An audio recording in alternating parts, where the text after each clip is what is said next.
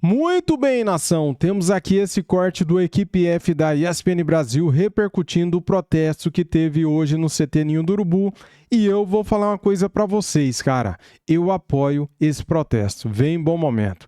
Tem que protestar, sim. Sou a favor dos protestos pacíficos, sem violência, tá? Então é o seguinte. Se não protestar, a coisa pode piorar. Então é bom esses jogadores receber esse puxão de orelha. É bom porque chega de passar a mão na cabeça, né? Chega de passar pano, né? É hora deles mostrarem resultado. Já chega, cara. 2026, mal começou e o Flamengo já vem de 2 derrotas em finais de campeonato. Supercopa do Brasil e Recopa Sul-Americana. Se não cobrar agora, vão perder também o Carioca fim de semana que vem. Então, é hora de cobrar e vamos apoiar aí esses protestos. Lembrando, hein? Pacíficos? É isso. Quero dar os créditos para o canal ESPN Brasil, link na descrição como créditos. Se você quiser ajudar o canal, é só deixar o like, compartilhar o vídeo e muito obrigado. Inscreva-se no canal. Vamos falar desse protesto que aconteceu no Ninho do Urubu? Porque a torcida foi lá, depois da eliminação, da perda do título na Recopa. Eu ouvi de um editor aqui, flamenguista, o seguinte: depois os caras vão falar que Recopa, Supercopa, não valem, essas coisas não valem nada. Maior pressão de um Flamengo que, vocês me corrijam se eu estiver errado, 2 meses e meio foi campeão da Libertadores. É isso, né? Sim, novembro. É isso, 3 meses, 2 meses e meio. A coisa já virou. Então, vamos falar desse protesto. Temos imagens aí, Leão, pra gente colocar pro Léo, pro Bertozzi e também pro Silas acompanharem. Olha lá. Pro Léo, pro Leonardo. Léo, Bertozzi e pro Silas. O Léo, o Bertozzi e o Leonardo vão acompanhar. Obrigado. Tá bom? Gostou dessa? Então, vou começar com você, Leonardo Bertozzi. Parabenizando a ortografia correta, metodologias, um bom emprego também. Então, né? Mas você vê que os caras já de cara já vão no Felipe Luiz. Não, o Felipe Luiz estava mal escrito, então não teve 100% de aproveitamento. Cara, isso aí é parte do cenário do futebol brasileiro. Você percebe que assim, a memória ela é curta, o que você fez no passado recente não conta. E o Flamengo colocou para si uma barra alta, altíssima. E diria que insustentável, porque mesmo o melhor time não vai ganhar tudo o tempo todo, né? Então, assim, eu entendo que está mal, o momento é ruim, mas eu acho que é uma oscilação que pode fazer parte, pode acontecer em qualquer trabalho e ela precisa ser corrigida, evidentemente, mas a ponto de gerar esse grau de crise, eu acho que, sendo bem sincero, joga mais contra do que a favor.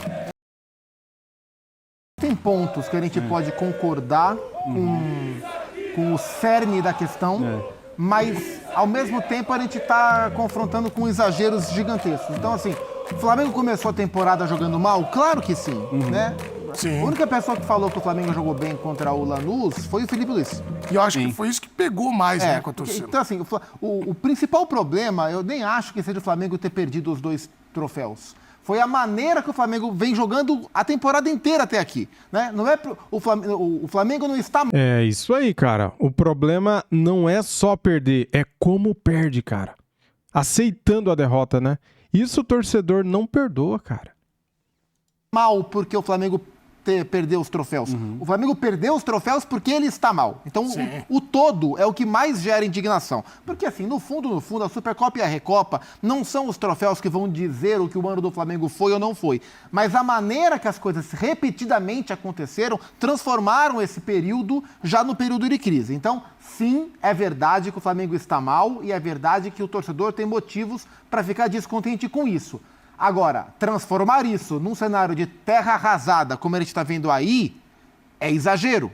Então, e outra coisa, o torcedor, ele é passional, sempre foi e sempre vai ser. Ele é passional para mergulhar dentro de um ônibus no embarque do time para a final da Libertadores, porque o cara em sã consciência não faz isso, ele faz porque ele ama incondicionalmente aquele time. Ele é passional para, depois das primeiras derrotas, ele vaiar no estádio. A gente pode concordar ou discordar, eu acho ruim quem vai antes e durante jogos, mas eu entendo o lado passional do torcedor. Ele não tem obrigação de usar a razão como a gente tem aqui. Beleza. Daí a gente vê esse tipo de protesto, carro de jogador cercado, jogador deletando conta em rede social, o Felipe Luiz sendo xingado, como o Abel foi xingado no Allianz Parque, aí é o exagero. Então, existem pontos onde a insatisfação do rubro-negro ela é legítima, é claro que ela é legítima.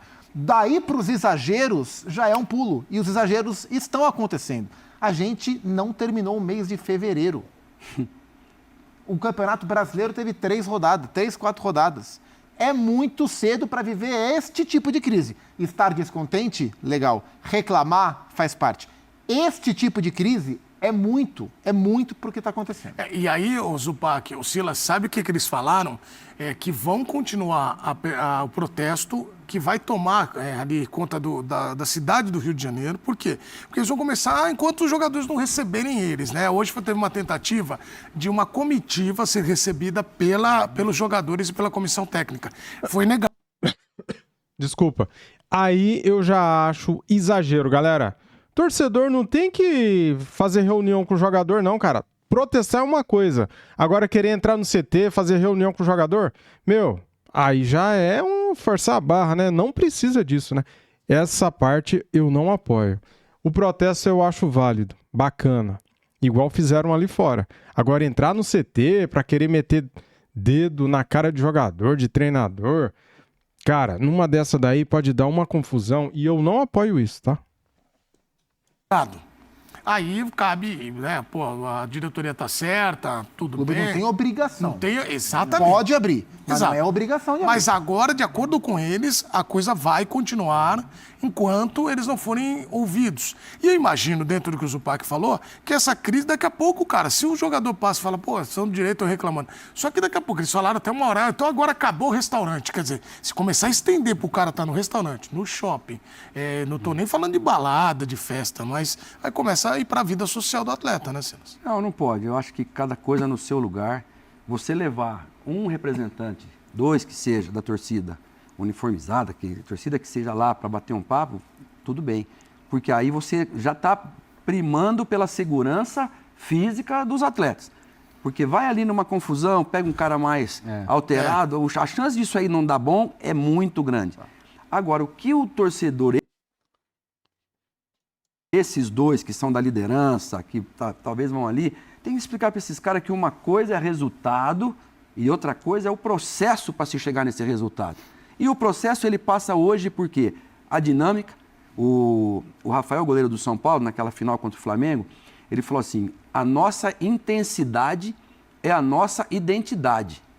O que ele está dizendo? Sem preparo físico, sem você estar bem no físico, que é a ferramenta de trabalho do jogador, aqui não vai funcionar direito. Eu penso tanta coisa. Eu encontrei um uruguai esses dias, um palestrante, o pai Léo, 80 anos de idade, ele veio aqui na Mackenzie dar uma palestra, ele falou assim, mas eu vou te dar um negócio, Silas, que você vai gostar. Porque eu falei para ele, né, que a humildade é uma virtude, mas é traiçoeira. Quando a gente pensa que tem, já não tem mais. Ele falou, eu vou te dar uma legal também para você usar nas suas palestras. A experiência é igual um pente que eles dão pra você quando você já tá careca. Olha isso. O cara quer fazer a coisa... Como é que é? Você pode... Tá vendo, Zupa? Não, mas com o Zupa... Olha lá, o Silas se ligou. O Zupa, eu vou falar uma coisa que eu vou falar que é muito legal que eu ouvi. Eu não tenho peito. E Deus, ele fez algumas cabeças bonitas. E nas outras ele colocou cabelo. Tá bom, entendeu? Então, muito obrigado. Mas como é que agora, é? a do pente. Que a experiência é igual a um pente. Que eles dão pra você quando você já tá careca. Eu quero fazer tanta coisa com 60 anos, quando a bola tá nos meus pés, a cabeça vai lá, mas e o corpo? Não acompanha. Então, o processo tem que ser respeitado. O cara faz 15 piques de alta intensidade no primeiro tempo. Por que no segundo deu 8? E se são 2 de 15, primeiro e segundo tempo, você tem que lutar para chegar ali. Mas o cara não tá ainda. Porque ficou de férias, porque não treinou agora. O torcedor quer saber disso? O torcedor não quer saber de nada disso. Por isso que não pode levar essa galera toda e para ficar dando satisfação para o torcedor. Eu acho que não tinha nem que ir 2 ou 3, não tinha que ir ninguém. Cada um faz a sua parte, porque o torcedor se beneficia bastante também do clube. Ele tem as viagens, ele tem os acessos, ele tem as camisas que ele usa e que ele é apaixonado. Até aí está tudo bem. Mas, sabe, partir para essa de vou cobrar e de um jeito ruim. Às vezes o próprio diretor abre lá a porta do CT para os caras entrarem, para aliviar um pouco a barra dele. Não, tem que ser... Por isso que eu gosto muito da Leila nesse aspecto aí, cada um na sua e ponto final. O Felipe Luiz assume o Flamengo em outubro de 2024. E aí, se a gente for colocar Léo, Zupa e Silas, o tempo de trajetória dele, que ele é um técnico novo também. A gente tem que explicar isso, às vezes, de profissional, de time profissional, ele tem pouco tempo, desde outubro de 2024. Aí vocês falam, e todos concordam aqui, dizendo que não é justa a pressão neste momento. Mas o Felipe Luiz será capaz de blindar o seu elenco da porta do vestiário para dentro, isso não vai entrar? Vocês acham que isso será capaz? Eu não tenho essa certeza, porque essa é uma situação nova para o Felipe, né? O Felipe é um cara novo na carreira e para a sorte dele, para a sorte dos rubro-negros, para a felicidade geral da nação, desde que ele assumiu, foi praticamente só lua de mel, porque ele ganhou tudo, da Copa do Brasil de 24 até agora a Libertadores e o Brasileiro no final de 25. Então, é uma experiência nova para ele e que eu não tenho a convicção de que ele está lidando da melhor maneira possível, para dentro e para fora. Eu acho que esse é o ponto. Tem a preocupação da porta para fora e tem a preocupação da porta para dentro. O que é a preocupação da porta para fora? Como é que o Flamengo administra a pressão que vem de arquibancada? Quando eu vejo o Felipe dar a entrevista ruim que ele deu depois do jogo, da derrota pro Lanús no jogo da volta...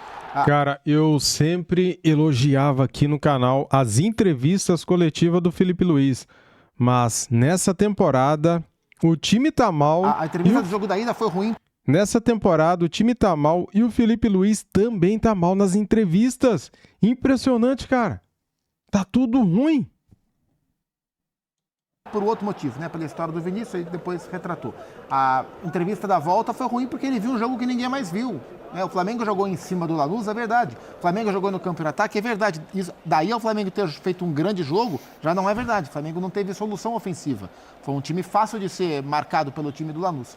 Então, não sei se o Felipe está conseguindo lidar bem da porta para fora com essa pressão, impedir que essa pressão entre dentro do ninho do urubu, dentro dos jogos do Flamengo, e da porta para dentro também, que é lidar com jogadores que também talvez não estejam muito satisfeitos com o agora. A entrevista do Cebolinha pós-jogo, quando ele já, em fevereiro, ele já meio que deu a letra, não vou renovar o contrato, essa é a minha última temporada. É uma entrevista de quem não estava muito satisfeito com o que está acontecendo. O Felipe Luiz tem uma questão com o Pedro, e é claro que ele gosta do Pedro, né? Porque quem não acha o Pedro bom jogador não entende de futebol. O Pedro é um grande jogador. Mas para mim fica muito claro nesses momentos como o tipo de jogador que o Pedro não é o modelo de centroavante dos sonhos do Felipe. Pelo fato do Pedro combater pouco, pressionar pouco sem bola. O jogo de quarta e de quinta-feira era jogo do Pedro. Da semana passada você pode até questionar. O jogo dessa semana era jogo do Pedro. E o Felipe não colocou o Pedro de largada mais uma vez, né?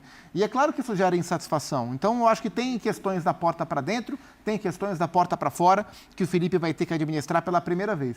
E o Flamengo é um clube de muita pressão. Tudo é muito no Flamengo. Quando o Flamengo... Silas treinou o Flamengo. Quando o Flamengo ganha, é papo de que é Barcelona, é Bayern de Munique das Américas, é Real Madrid. E tem quem acredite nisso, né? Tem quem acredite. E quando o Flamengo perde, é papo de todo mundo é incompetente, Boto incompetente, time sempre...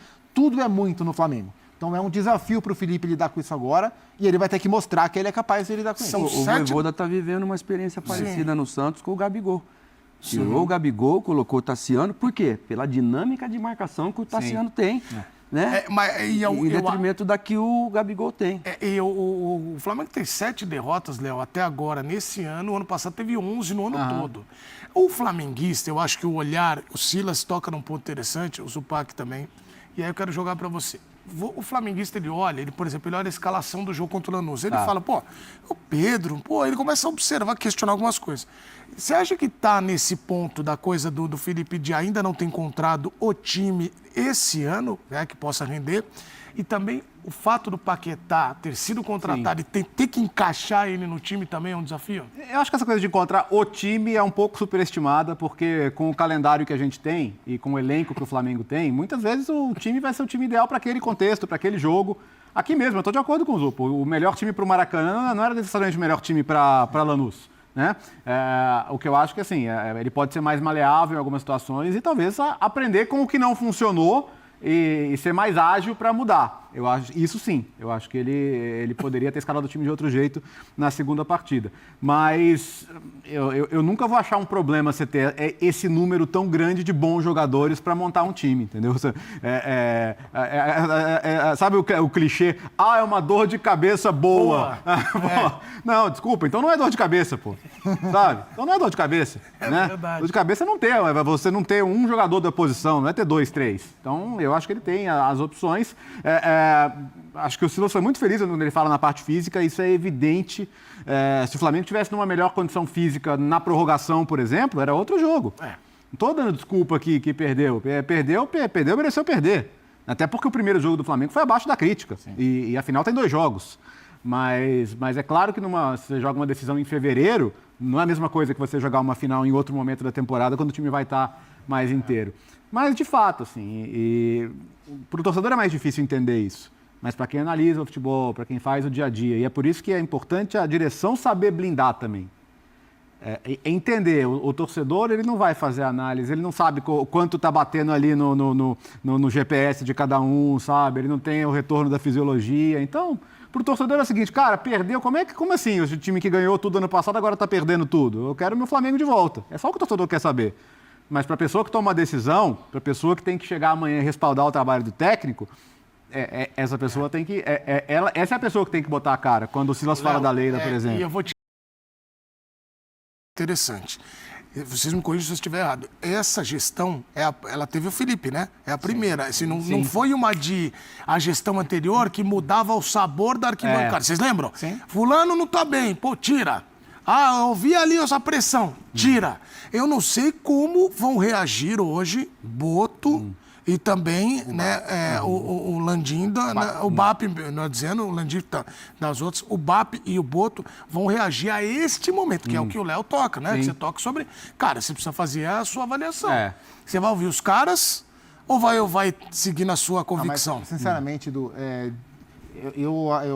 a gente pode ter 1 milhão de discordâncias com a postura dos dirigentes do Flamengo, ou de cada um, mas essa atual gestão, ela trouxe, pelo menos ela aparenta ter trazido ares mais profissionais para o departamento de futebol do Flamengo. A última temporada foi um grande exemplo disso, do presidente do BAP para o executivo de futebol, o José Boto.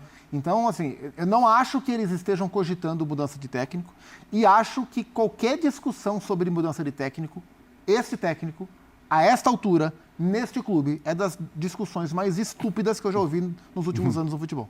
Assim, quem acha que a solução para o Flamengo agora é demitir o Felipe Luiz, para mim, assim, é dos pontos de vista mais estúpidos que eu ouvi nos últimos tempos, porque é uma coisa absolutamente irracional. Não é um bom momento, o Felipe não começou bem a temporada, o Flamengo não começou bem a temporada, a gente pode discordar, como discordamos muitos de nós, de tomada de decisão dele. Agora, daí você entender que isso é caso de interrupção de trabalho, é um negócio que é totalmente alheio ao normal do futebol. Agora, sim, é uma coisa muito maluca de ser discutida. Vou pensar algumas opiniões. O público está... Muito bem, galera. Este foi o corte do Equipe F, repercutindo, né, os protestos da torcida do Flamengo em frente ao CT Ninho do Urubu. Eu apoio esse tipo de protesto, tá? Se você me perguntar se eu acho que Flamengo, a diretoria do Flamengo tem que abrir as portas para a torcida protestar lá dentro, eu acho que não, tá? Eu acho que os jogadores são adultos, são profissionais, recebem muito bem para isso e eles entenderam o recado já. Agora, cara, é vencer ou vencer, cara. Já chega de passar vergonha nessa temporada. Em 11 jogos com o time titular, 5 derrotas, 5 vitórias e 1 empate. É vergonhoso, cara. Para o clube mais rico da América do Sul. É vergonhoso, galera. Tá aí, ó. Com protestos... Perdão. Com protestos, Fla se reapresenta e tenta juntar os cacos após vice. Flamengo tem o pior início de temporada dos últimos 10 anos. Olha isso, cara. Não tem lógica, né? Não tem lógica. E o Flamengo que vai enfrentar o Madureira segunda-feira às 21 horas, galera. Jogo que passará no Sport TV. É o seguinte, ó. Flamengo vai poupar Jorginho, Eric Pulgar, Léo Pereira e Bruno Henrique. Time pode até perder por 2 gols de diferença para o Madureira, que estará na final do Campeonato Carioca 2026. Cara, tem muita notícia aqui, galera. Ó, Paquetá vê trauma, se repetir 9 anos depois e não sacia a fome de títulos em recomeço no Flamengo. Tá aí, cara. É uma tristeza, né, cara? É uma tristeza. Eu falar a verdade pra vocês, viu? Não é fácil, não. Tá aqui as semifinais do Campeonato Carioca.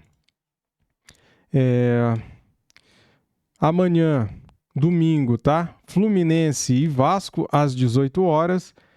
No Maracanã, segunda-feira, Madureira e Flamengo às 21 horas. Os 2 jogos no Maracanã, né? Tomara, o gramado estava impecável quinta-feira. Tomara que se mantenha assim o gramado do Maracanã. Tá, então muito obrigado a todos. Deixe o like para ajudar a gente, se inscreva no canal e ative o sininho. Valeu, fui!